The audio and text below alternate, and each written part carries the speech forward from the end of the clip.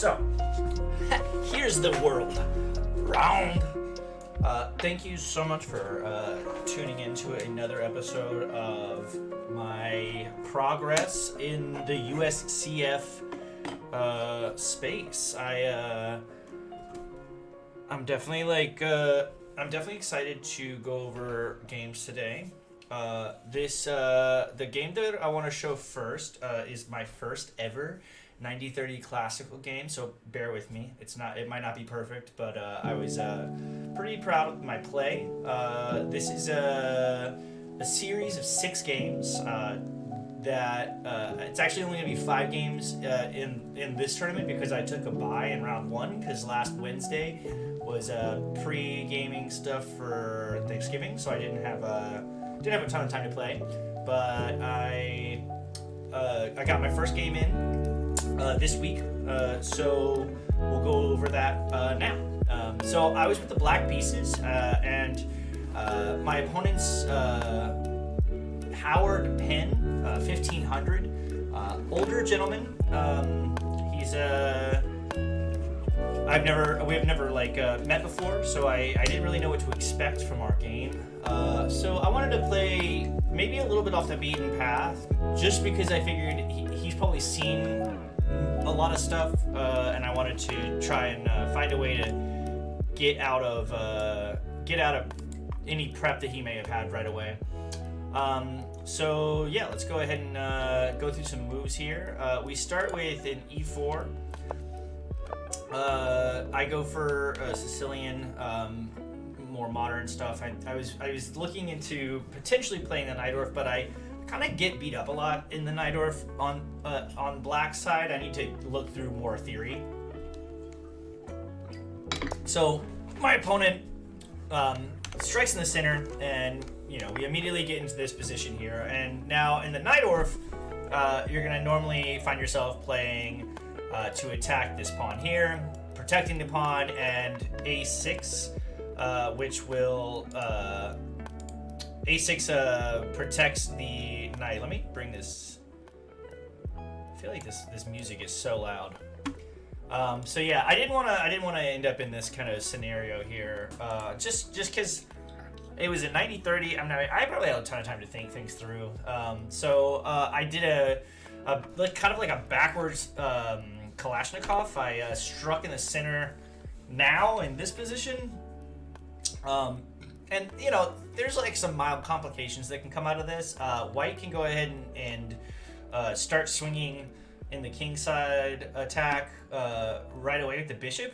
Get some tempo for castling and development, and it's not terrible for me, especially because I'm playing in a U1600 this season, so I wasn't too scared of slipping like a half-point lead or anything. I felt like I could work my way out of that.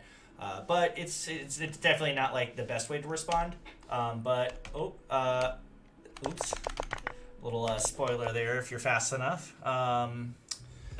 So yeah, my opponent responds with b3 and knight b3, and in this position, this would be very normal in a Najdorf. You would fix both of your knights here, and we would play from here. But it doesn't really work in this line. Well, I mean, it's fine because you have to kind of escape over there. But normally, what you would do in like Kalashnikov lines is you're fighting for the center here by jumping in, and then usually black plays d6 in that line afterwards, and then the after like say a6. The knight kicks back to here, and you have knights on these two squares, but due to the nature of the move order, we get into somewhere that I feel kind of comfortable in. My opponent gets both knights out. I get both knights out, and now we go into the first moment that like everything is flat, dead, equal position here. The bar is in love with this.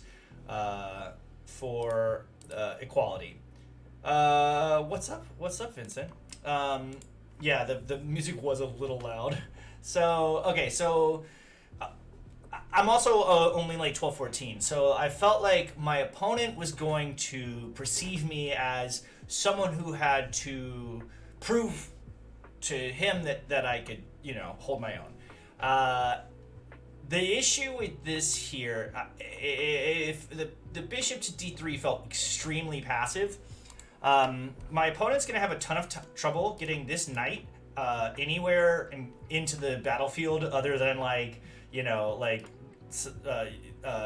coming back around to the side and jumping out maybe at some point, but it's going to take more tempo than it's going to take me to get stuff set up. And this just felt like overprotecting a piece that I wasn't attacking in the first place. There was only one attacker, one defender, and I'm not putting pressure on this pawn too early. Like, I had kind of considered like playing d5 at certain moments, and I started thinking maybe around here, especially because the queen lost its sight on this pawn, that maybe I'll find my way into there at some point. But I also decided my opponent's going to develop by castling, so I should probably get ready to castle too, and we agree to such an idea. Then this is where the passivity really starts to sink its teeth in. My opponent plays a3. This move struck me as so odd. I was like, okay, I guess you want to stop me from attacking your bishop. That's like, I guess in a classical sense that makes some sense. But I also kind of started to think, my opponent's like really, really going to let me do the work here, probably under the assumption that since I'm only like a 1200, at some point I'm going to like explode, right? Like, that would be how I would approach a game, say, for instance, again, like against like an 800 or something. If an 800 and I are playing a game, I would literally just play as passively as possible and go, you're going to hang your queen in like 10 moves, so like I don't have to worry about it. But I'm too rowdy, especially when I have time to think. So I start setting up attacks right away. I decide that losing the bishop to double pawns, if I can ever find a way to get the queen and stuff out here, and this queen moves, that would be a way to win a pawn on this side of the board. White has unfortunately some knights that are stuck in the front, but at some point White's gonna have a 2 to 3 like pawn majority if we can never pass this pawn here. So if you were to find a way to storm down this side of the board while I'm working on storming on this side of the board, maybe you could figure something out. But I just wanted to develop my bishop. This is a great square for it. This like these like standard like bishop like bishops on the e file. I feel like happen a lot. And also, like I said, I was just basically planning on doubling the knight, or the b pawns at some point, and also maybe snapping off the bishop in the future as well. We get the first time that I'm starting to slip into my territory by a fraction, and obviously I am in no way someone who can take advantage super seriously, super quickly of it. But bishop g5, is pinning the knight, but also it's not like doing a ton. But I decide to quietly develop my rook to b8. In a lot of Kalashnikov lines, rook to b8 is going to start to pressure down this file as well. Kind of starting to say more along the lines of what I was like thinking of is like, if I ever find a way to snap this pawn off, once it's doubled up, that would be good for me. So really at this point, I'm just developing pieces. My opponent's, like I say, is really passive, so like these pieces aren't really doing a ton of work. The only piece that really seems to have any fun is this bishop. What White usually is going to try to do is going to jump this knight in, attacking the knight from two sides. So I kind of I was expecting that. Attacking the bishop, attacking the knight, getting a lot of like pressure in, and also like relieving pressure for the fact that like all of my pieces are properly activated. This is where I was like, I'm gonna go all out. I'm gonna like, oh, what's up, Miguel? Yeah. So this is the moment that I like when I saw h3. I was like, okay, I'm gonna try to give this guy a hard time, because he is, as you've seen, he's got all of his pieces a little bit passive. He's played h3 and a3. there is no reason for me to not try to take over the initiative here. So I go for h6, just to kick the bishop out a little bit. We get bishop back, and unfortunately we're being spoiled a little bit here. But this is in this position here. This is where I made my first mistake. Now, if we go for knight takes pawn right here, there's like a very slight advantage afterwards. Oh wait, no. Let me just double check. Does it really want this first? Let's go here, here. Oh yeah, that's right. This is a whole line. So the idea is, we can go through this. The idea is that we're constantly like picking up all of these tempo, and at the end we're just up. We're up. We got 2 pawns for. Let's see. What are we at? Yeah, it's a -5.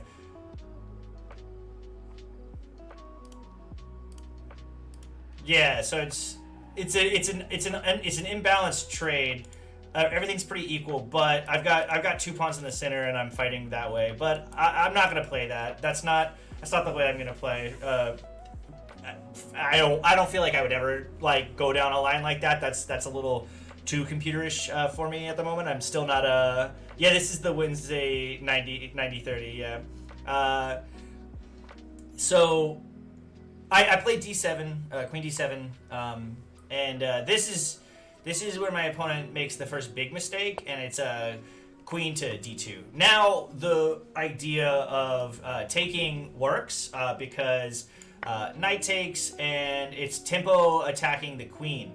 So the queen would have to move first, and I think the best line here is, yeah, bishop takes, and I win. I'll end up winning the pawn after a series of moves here.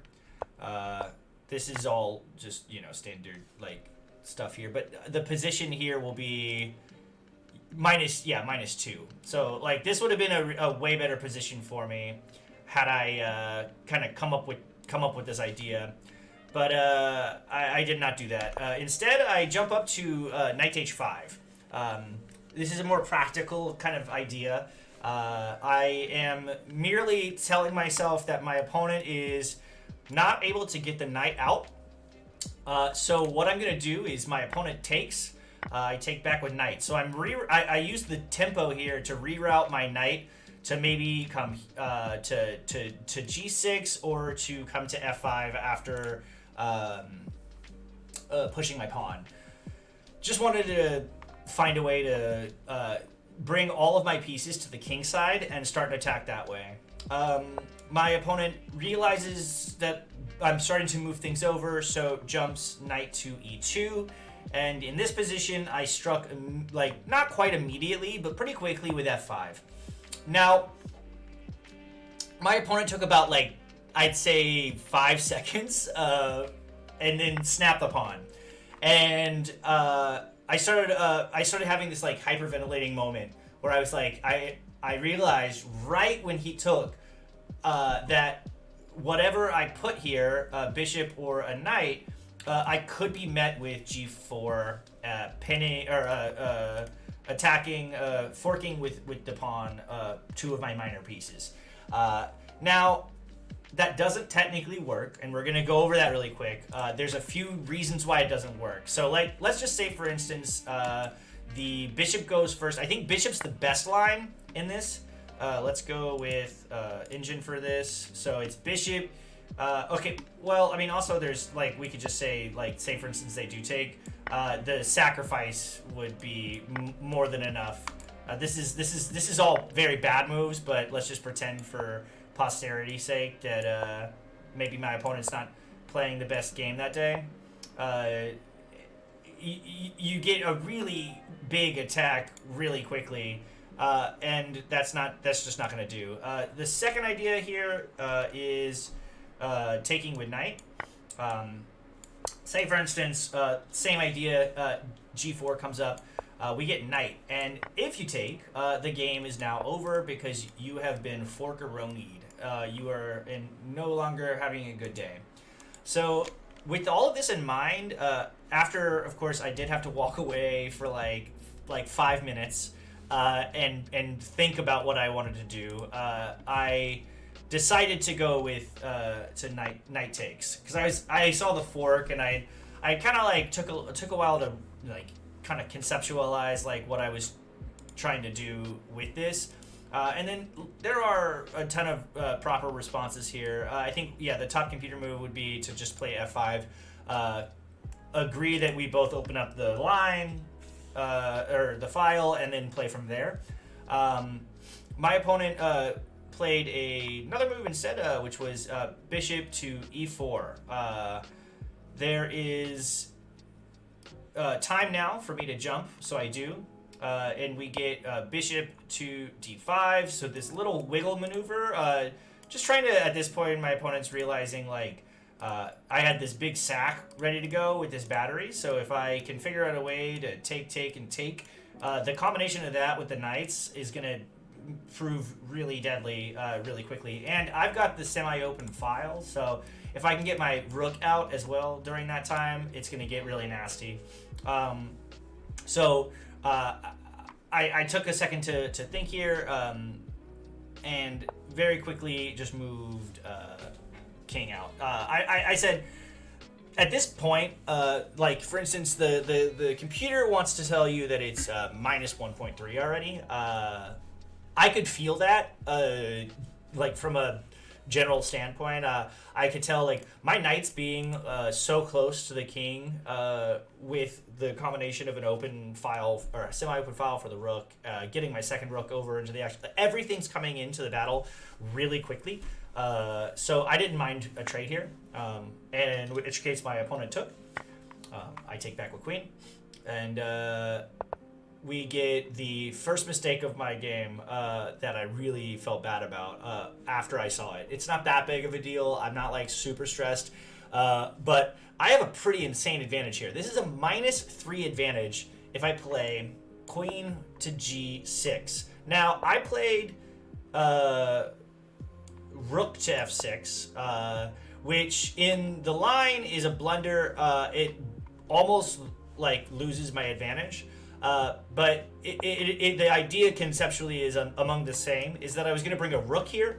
The reason why the queen line is better is because you're immediately getting ready to target the fork again with this pinned pawn action going on with the queen.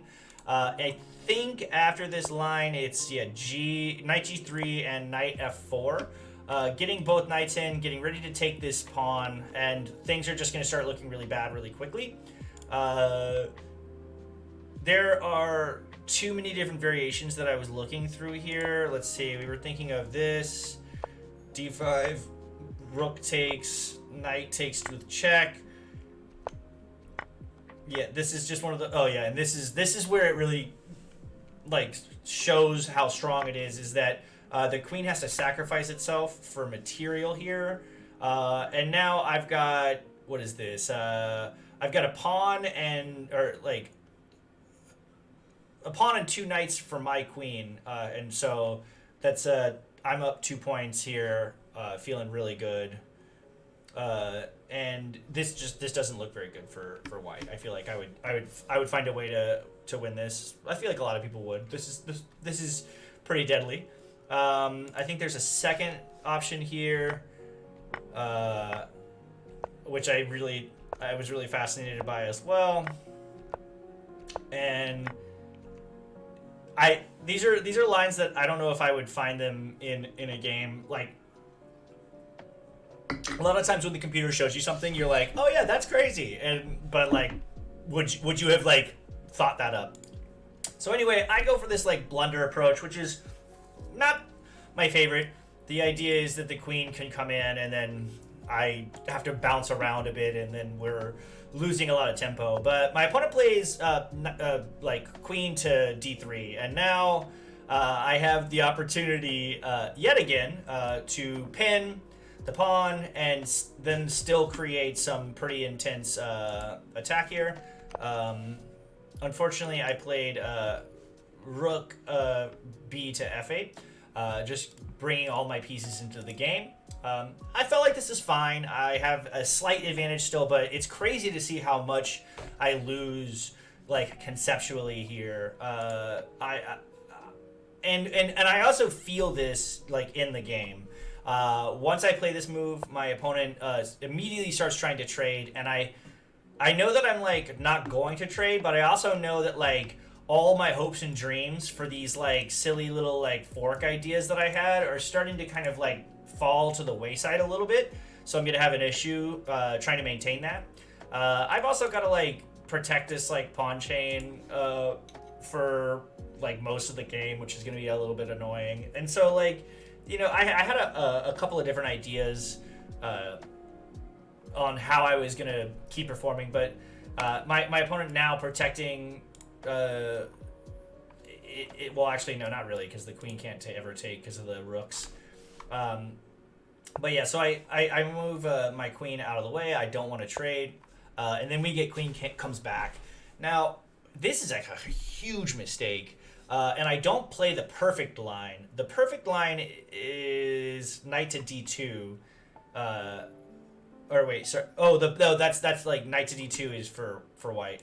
So I play not the best idea, but it's pretty much one of the better ideas. And now I maintain the pen, and also I'm threatening mate, so that feels really good. Every single one of my pieces is on the king side, ready for an attack.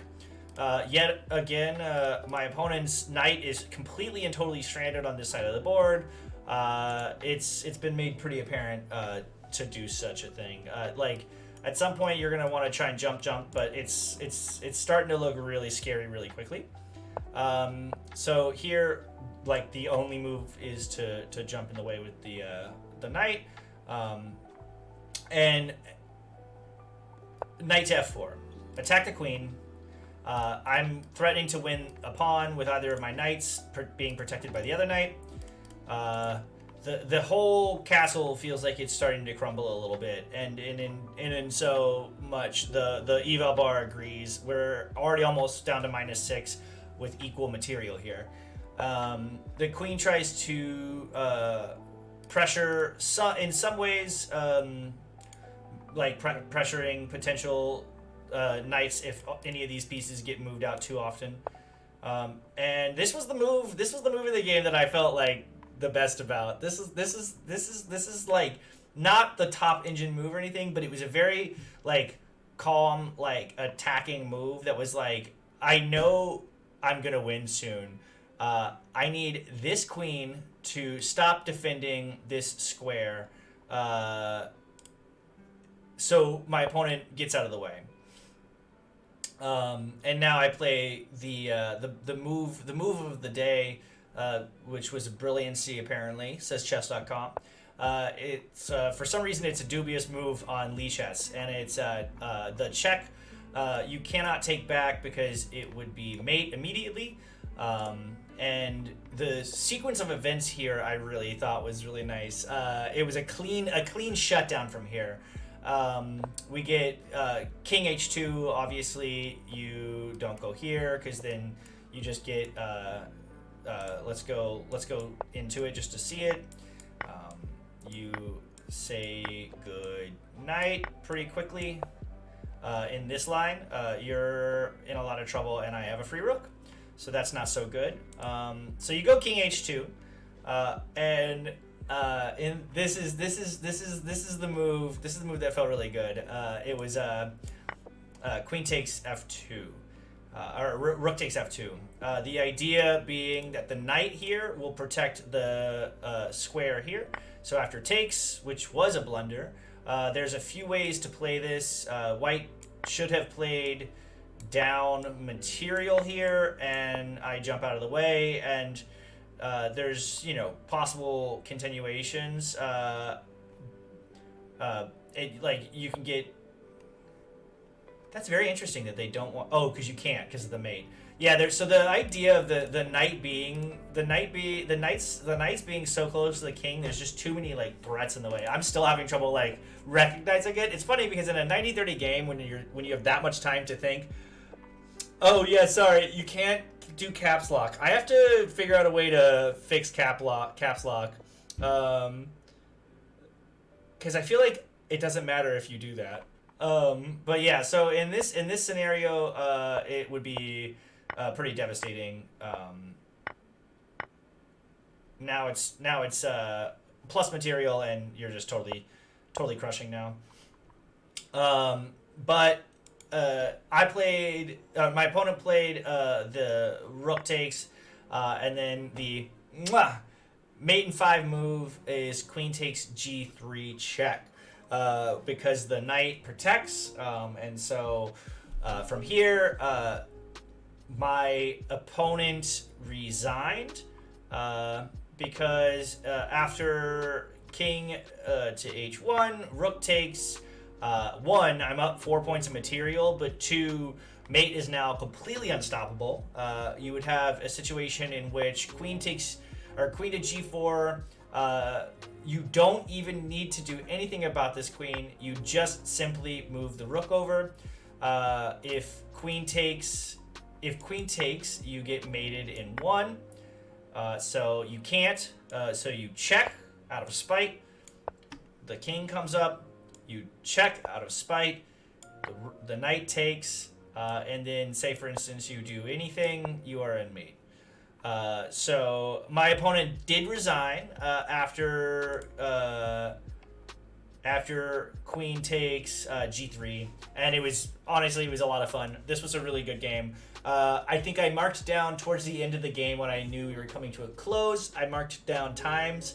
The timestamp was around 37 minutes on my clock and about 38 minutes on my opponent's clock. So we didn't quite go down to the wire time-wise. There was still a lot of time to play. I really started to wanting to put a lot of pressure on my opponent when I saw that I had a big attack coming. When I look back afterwards and realize that I missed this like little pawn situation here, I really kind of got bummed out that I didn't see that kind of move. I feel like that would have been something that not super difficult to find. The one that really scares me is how bad getting the rook out is. Is like if my opponent just immediately starts playing from here, I have to go back to d7 just to protect my pawn, and then I'm no longer attacking. Now I'm defending.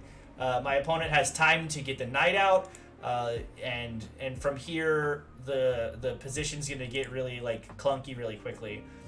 In this line, I will now have to remember that like my queen wanting to come out, and that other thing too is that this is in no way anything mainline, so I have to just think of these as like themes, because it's really about like what to do when your opponent's playing really passively, and it's just decide on an attack and go for it, right? And so like while this felt really wonky, I just knew that getting my knights to this side really quickly was the thing I wanted to work on the most. And like for instance, this is not a good move, but let's just say here, well, that would be checkmate. Dang. Yeah, okay, I see. Now I'm seeing it. Why they're begging you to play this knight move? Yeah, because it's just checkmate or right off the bat. So you get the queen out. Oh, nope. You get the queen out.